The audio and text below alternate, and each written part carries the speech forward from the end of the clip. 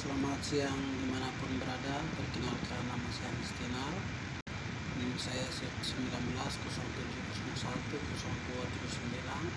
Saya dari Universitas Nusa Cendana Kupang, dari Fakultas Kesehatan Masyarakat DFKM. Dan sini saya dah meringkas beberapa materi, yaitu dari materi 1 sampai 7 mata kuliah manajemen bencana, yaitu pada pertemuan 1 sampai 7 sini saya akan bacakan, yaitu ada meringkas karena itu saya akan menjelaskan. Menurut Undang-Undang Nomor 24 macam-macam bencana, yaitu ada 3: bencana alam, bencana non alam, bencana sosial. Dan pengertiannya itu pengertian bencana suatu kejadian yang disebabkan oleh alam atau karena ulah manusia terjadi secara tiba-tiba atau perlahan-lahan sehingga yang menyebabkan hilangnya jiwa manusia, harta benda, dan kerusakan lingkungan. Kejadian ini terjadi di luar kemampuan masyarakat dengan segala sumbernya. Dan yang kedua yaitu jenis-jenis bencana, yaitu ada beberapa. Yang pertama yaitu geologi, hidrometeorologi, biologi, teknologi, dan lingkungan sosial. Dan yang berikut beberapa pendekatan terkait dengan terjadinya bencana, yaitu ada 4: pandangan konvensional, pandangan dari ilmu pengetahuan alam, dan pandangan dari ilmu sosial, dan pandangan dari holistik. Itu beberapa. Yang ketiga yaitu manajemen bencana. Manajemen bencana yaitu ada segala upaya atau kegiatan yang dijelaskan dalam rangkaian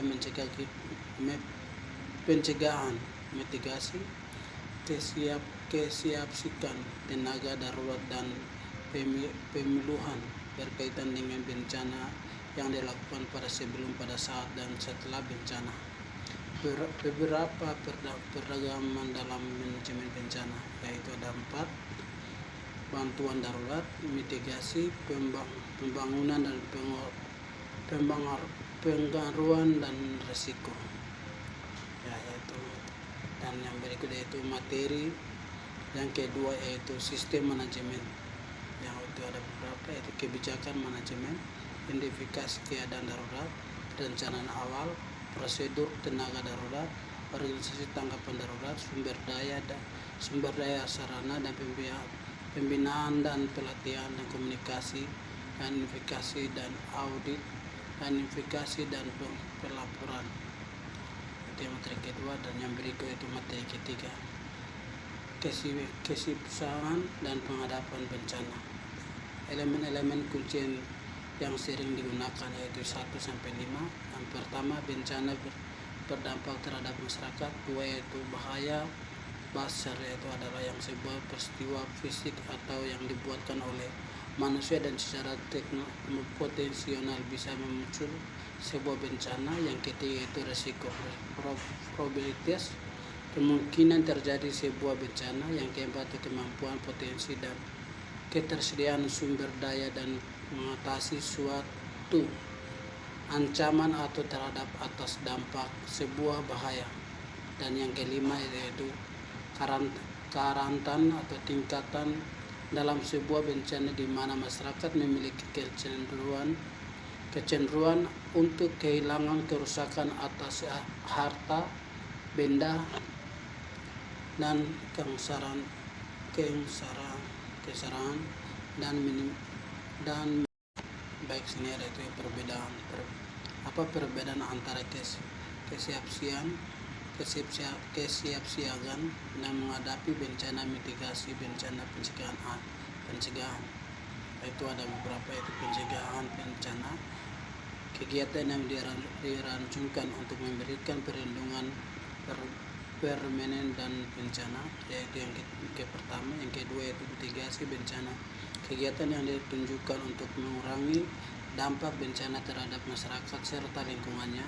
Dan yang ketiga yaitu kesiapsiagaan menghadapi bencana, yaitu kemampuan untuk memperbaiki, menghadapi dampak sebuah bencana. Dan sekarang materi yang keempat, komunikasi dalam bencana, yaitu faktor Faktor keberhasilan bencana-bencana yaitu ada 1 sampai 5. Yang pertama itu organisasi struktur tugas. Yang kedua fasilitas sarana dan prasarana. Yang ketiga itu komunikasi alat jaringan prosedur. Yang keempat itu data. Yang kelima itu penanganan operasional paras dan res. Dan para komunikasi beberapa bersebagaian menghubungkan fase pengenaan dan kewadaraturan, mengatur pengorganisasian tata hubungan kerja dan komisioner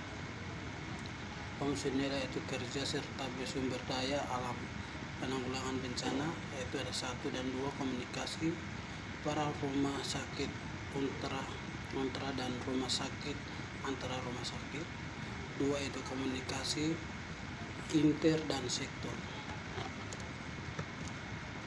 Yang berikutnya yaitu materi yang kelima yaitu right dan health as traumatic right.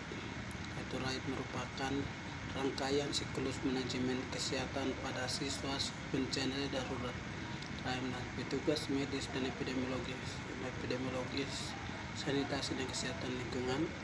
Fungsi dari RAID adalah untuk RAID geologi yang rekam bencana situasi sarana dan transportasi komunikasi listrik, ketersediaan air bersih, ketersediaan air bersih, mengenalkan fasilitas sanitasasi dan kondisi tempat dan pengungsi dan kondisi rumah sakit dan sarana kesehatan ilmu lainnya termaksud perlangannya dan parkiran jumlah korban meninggalnya luka, kondisi SDM kesehatan yang ada, parkiran jumlah kerusakan siding dan endometriosis penyakit menular sistematik, kondisi penyakit potensi KLB dan kecenderungannya, kondisi shift dan juga jenis bantuan awal yang diperlakukan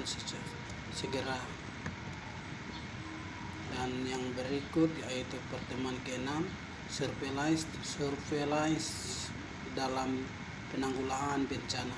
Pengertian surveillance adalah kegiatan analisis yang sistematiknya dan berkesinambungan ambuan dan melakukan kegiatan pengumpulan dan pengolahan data serta penyebaran lusan informasi untuk mengambil keputusan dan tindakan segera.